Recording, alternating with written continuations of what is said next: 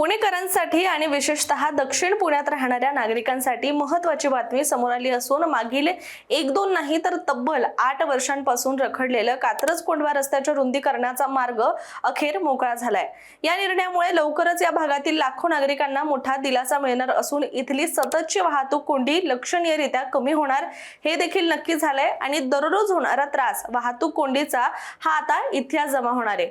पण हा प्रकल्प नेमका का रखडला होता आणि आत्ताची अपडेट नेमकी काय या सगळ्याबद्दलच आपण सविस्तररित्या व्हिडिओच्या माध्यमातून बोलूयात। नमस्कार, मी रामेश्वरी आणि तुम्ही पाहताय कट टू कट। गेल्या काही वर्षात पुणे शहराची ओळख आयटी हब म्हणून जितकी वाढली तितकीच वाढली ती म्हणजे वाहतूक कोंडीची समस्या म्हणून।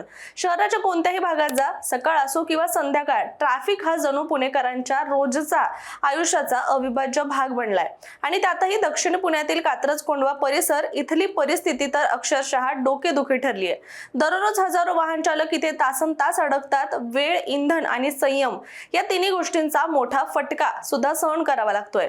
पण आता या त्रासातून पुणेकरांना मोठा दिलासा मिळण्याची चिन्ह सुद्धा दिसू लागली आहेत, कारण तब्बल 8 वर्षांपासून रखडलेला कात्रज कोंढवा रस्त्याच्या रुंदीकरणाचा प्रकल्प अखेर मार्गी लागण्याच्या दिशेने मोठं पाऊल टाकण्यात आलंय। या प्रकल्पासाठी आवश्यक असलेल्या 41,517 चौरस मीटर जागेच्या भूसंपादनाला राज्य सरकारनं हिरवा कंदील दिलाय। विशेष म्हणजे पुणे महापालिकेनं यासाठी तब्बल 276 कोटी रुपयांची रक्कम जिल्हाधिकारी कार्यालयाकडे सुद्धा जमा केलेली आहे। त्यामुळे पुढील 1 महिन्यामध्ये ही जमीन महापालिकेच्या ताब्यामध्ये येण्याची शक्यता आहे आणि त्याचबरोबर लाखो नागरिकांच्या समस्यावर मोठा दिलासा सुद्धा मिळणार आहे।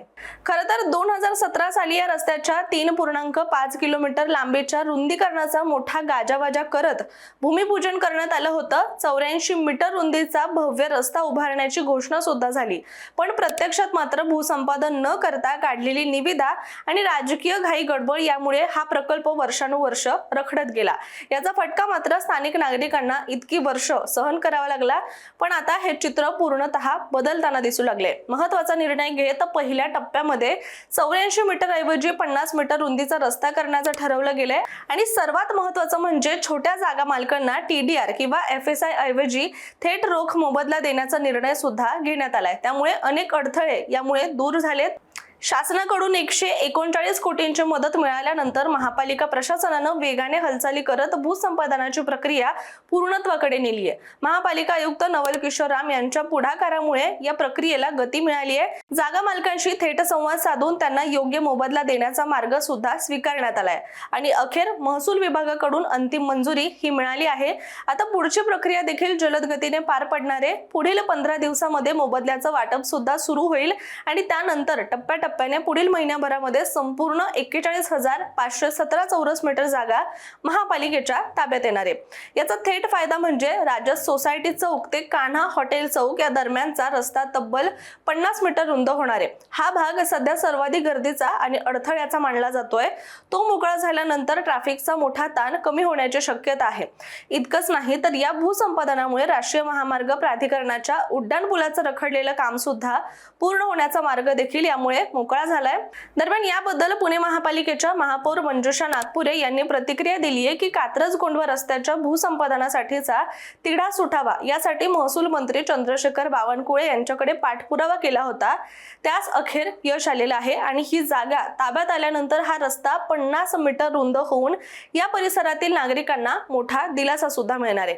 बरं, आता हा रस्ता झाल्यावर वाहतूक सुरळीत होईल, वाहतूक सुसाट होईल, पण सध्या स्थितीबद्दल बोलायचं झालं तर कात्रज कोंढवा रस्त्यावरची ट्रॅफिक म्हणजे ही आता नकोशी झाली आहे।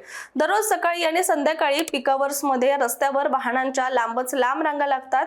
त्यात कात्रज कोंढवा, उंद्री आणि येवलेवाडी परिसर झपाट्याने विकसित होत असताना रस्त्याची क्षमता मात्र त्याच वेगानं वाढलेली नाहीये। परिणामी काही किलोमीटरचा प्रवास करण्यासाठी सुद्धा नागरिकांना 30 ते 45 मिनिटं किंवा त्याहून अधिक वेळ यासाठी खर्च करावा लागतोय।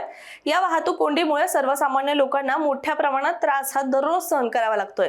कार्यालयीन वेळा चुकणे किंवा शाळा कॉलेजला उशीर होणे, आपत्कालीन सेवांना अडथळा निर्माण होणे अशा अनेक समस्या रोजच इथे उद्भवताना पाहायला मिळतात। त्यात रुग्णवाहिका अडकून राहण्याच्या घटना सुद्धा अनेकदा घडलेल्या आहेत, ज्यामुळे परिस्थिती अधिकच गंभीर बनते। तसंच सततच्या ट्रॅफिकमुळे प्रदूषणात सुद्धा वाढ होते आणि वाहनांचा आवाज, धूर आणि धुळीमुळे स्थानिक नागरिकांच्या आरोग्यावर सुद्धा वाईट परिणाम होत असल्याचं सुद्धा अनेक तक्रारी आतापर्यंत आलेल्या आहेत। याचबरोबर पेट्रोल आणि डिझेलचा वाढलेला खर्च आणि मानसिक ताण यामुळे सुद्धा नागरिक त्रस्त झालेत.